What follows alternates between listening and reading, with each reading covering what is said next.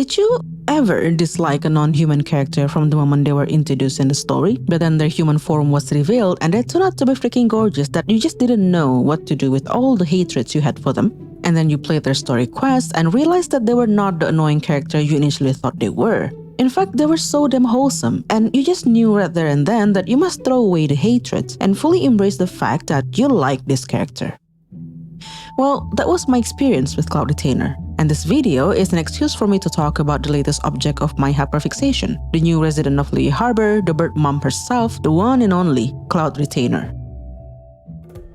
I speak highly of her now, but it hasn't always been this way.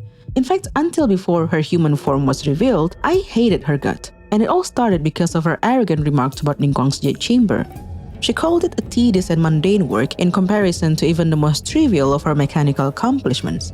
Even after Ningguang sacrificed the Jade Chamber to subdue Osayo, Cloud Retainer was not one to be impressed. She dismissed it rather too quickly, and it was only thanks to Madame Ping that Ningguang's sacrifice was given the recognition it deserved.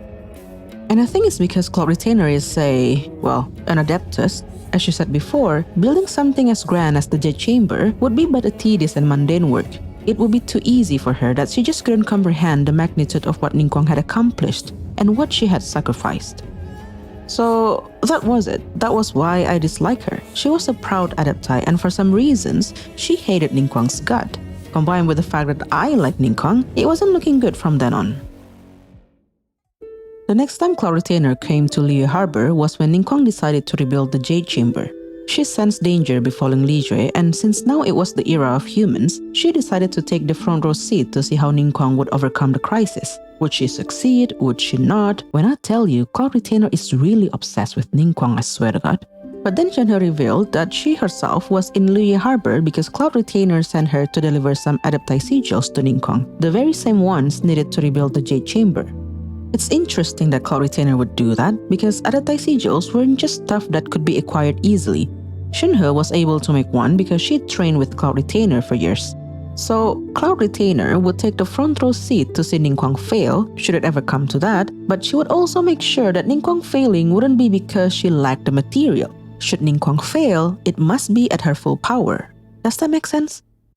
In the end, despite claiming that the victory against Osayo's wife was all thanks to Shenhe, Cloud Retainer did compliment Ningguang for how she made modifications to Guizhong Ballista and for how she was more prepared this time around, having learned from the past crisis. This chapter also focused on Shenhe's backstory and Cloud Retainer's involvement in it. Shenhe grew up amongst the adepti, having been adopted by Cloud Retainer after her father abandoned her. This was her second visit to Liyue Harbor, and knowing how dejected Shenhe was after her first visit, Cloud Retainer expressed her concern, worried that it would be yet another disappointing visit, and repeatedly told Traveler to treasure his fateful meeting with Shenhe and to take good care of her. Shenhe is a dear child, she said. By this point, my initial dislike had decreased. Cloud Retainer was still a proud adepti, but there were other sides to her, and those sides humanized her. She adopted Shenhe, treasuring her like her own child, and secretly helped Ningguang build the Jade Chamber, the creation of tedious and mundane work she originally called it by. But it wasn't until 3.4 Lantern Rite that I knew for sure that my resolve would crumble. Behold, the revelation of Cloud Retainer's human form. God damn it, why is she so hot? Was my reaction upon seeing her in the cutscene. I mean, tall female model, long dark hair in a ponytail, and glasses? And then she talked about Guizhong. She talked about how they used to compete because Guizhong was also knowledgeable in the mechanical arts. They would create machineries and make Rex Lapis choose a winner. She talked about Guizhong and Streetward Rambler, about their different views of the creation of music and how they eventually grew close. And she talked about Guizhong's passing as well, about how it affected them. At first, Madame Ping seemed to be affected the most with how she stopped playing the tune she completed after Guizhong's passing, admitting that it was pointless when the one who understood her soul was no longer there to listen to it, and how she eventually left for Liyue Harbor, leaving Jing cars and all the memories behind. But after talking to Madame Ping herself, it was evident that Cloud Retainer took Guizhong's death just as hard. While Madame Ping had embraced the life among mortals down in Liyue Harbor, Cloud Retainer had stayed in her abode. While Madame Ping could recall the memory of Guizhong with a smile on her face, Cloud Retainer admitted that she was still grieving when she recounted the event to Traveler. While Madame Ping had witnessed more death and loss among mortals in the ever-changing Liyue Harbor, time had stood still in Cloud Retainer's abode. keeping her in the past with Guizhong's ghost to accompany her. This event was the turning point for Cloud Retainer as a character. Instead of retreating back to her abode after the conversation, she took up Madame Ping's invitation to tea. And when Madame Ping asked if she would consider moving to the city, her answer was not an immediate no. This was also the turning point of my opinion about Cloud Retainer. I thought she was too obsessed with Ningguang, but after learning about her dynamic with Guizhong, I couldn't help but wonder if Cloud Retainer saw Guizhong in Ningguang, and this one-sided competition was her way to cope with the lingering loss and grief. And just as how she was too proud to acknowledge that Guizhong was the superior talent in mechanical arts, perhaps she thought the same of Ningguang. So when she was finally released and her story quest available, I didn't even try to avoid it. I simply ripped the bandit off. I pulled for her before doing the story quest, knowing that I would anyway afterwards, and spent the guarantee that I was saving for Arlecchino. The story quest itself revolved around Yuandai, an elderly woman who suffered from dementia, and her granddaughter. They crossed paths with Cloud Retainer, Traveler, and Paimon while they were having lunch and visiting Shenhe at work at one-man restaurant. They tried to recover Yuandai's memories, and it was later revealed that Yuandai was not human. She was a crane who dreamed of being human, and was once a disciple of Cloud Retainer. Cloud Retainer, who learned of Yuandai's desire, gave her human mimicry potion that could transform her into human and told Yuandai that the effect would wear off in 10 years. Should she fail to return to her crane form by then, she would forget her past as a crane and become something neither human, beast, nor adeptus. Helping Yuandai recover her memory and ease her transformation back to her crane form was Cloud Retainer's main reason for coming to Liyue. I love how very mom-coded Cloud Retainer was during this particular scene. I mean, she had always been one whenever she was together with either Ganyu or Shenhe, and this was also shown in the story quest when she arrived in Liyue earlier. She came to see Ganyu but then tried not to be seen, but of course Ganyu saw her and she told Ganyu that she was just passing by so that Ganyu wouldn't try to make time for her and push all her work to the evening. Also, when she insisted to Shenhe that she was doing fine all by herself in Man Aozhang despite Shenhe's absence there, and choked up a little when Shenhe said she had missed her.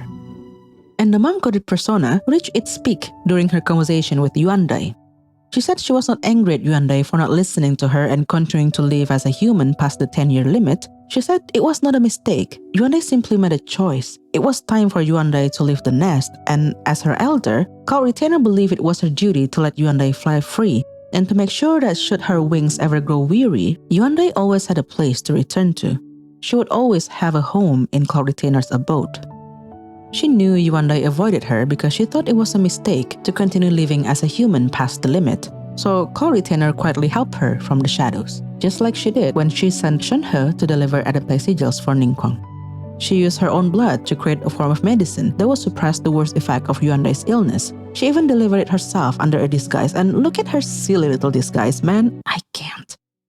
She protected Yuandai and her husband as they tried to run away from monsters who were attracted by the god's remains in the medicine. She also took care of Yuandai's granddaughter when she was sick. Look, she even applied powder to her body because Shuyu started crying and refused to be taken care of, saying that Cloud Retainer couldn't have been a real adeptus because, and I quote, all illuminated beasts are white from tip to toe. So she applied powder to rid her appearance of any other coloring, and only then would Shuyu stop crying. The thing that she would do for her disciples. We also learned from Xiao that, except for one other time, this was the first time he saw Cloud Retainer in her human form since the Archon War. Xiao said that Cloud Retainer, who fought alongside him after Guizhong's death, was solemn and taciturn, speaking only when she had to activate her sigils. Once the war ended, she turned to her avian form and retreated to Mount Aozhang. This information completed the puzzle from last year's Lantern Rite. Not only did Cloud Retainer isolated herself in her abode, but also, for a time after Guizhong's death, she went quiet in her grief. And of course, I must talk about the cutscene. Oh, how I cried. It's such a breath of fresh air to see a character who is positioned to be the traveler's elder, like a mother instead of a potential love interest as how they usually market adult female characters. And to see her put her hand on Traveler's head, telling him that whenever he became weary, she would be there for him. Her door would always open for the Traveler, just as it would for Yuandai and Ganyu and Shenhe. She considered Traveler as one of her own too. And for the first time since ever, Traveler's grief and loneliness was acknowledged by somebody that was not Paimon. Yes, we had characters helping to get information about their sibling, they put up missing person posters, but I don't remember any other time that Traveler's sadness was acknowledged. Cloud Retainer did, and it was everything. So when this year's Lantern Ride quest was released, we saw more of this mother side of her. She took care of the youngsters, held a kite creation workshop, scolded Traveler and Paimon when she saw them lazing around instead of making their kite, and devised a plan to help fix Gaming and his father's relationship. The way Gaming's father initially didn't support Gaming to pursue his dream is the complete opposite to Cloud Retainer's endless support for Yuandai. We even get to see Moon Carver and Mountain Shaper, two powerful Adepti, getting scared shitless in her presence after she caught them playing with a kite powered by some tech from Fontaine. She got new clothes for Ganyu and Shenhe, two separate dresses this time around, and we saw her falling for a marketing scam. Although I am a bit sad that I didn't get to see her interact with Ningguang at all. Her voice line about Ningguang reveals her admiration for the Tianquan and how she doesn't want Ningguang to ever know about it, while Ningguang's about Cloud Retainer holds promises of future meetings. Ningguang inviting Cloud Retainer to talk about mechanical arts, the one topic that Cloud Retainer could talk about for hours on end. I look forward to that. So if you ask me when exactly I started falling for Cloud Retainer as a character, I would say somewhere along the revelation of Guizhong lore in 3.4 with how the quest humanized her to the entirety of a story quest, really. More than a proud adeptus that I originally thought she was, I have come to learn that she is simply a mother. A competitive one at that, the kind that would say that we have food at home and would actually make one that is more delicious than the one sold in the market. And she is still a proud adeptus, but simply because she knows how good she is. Thank you for watching, and I will see you in the next one.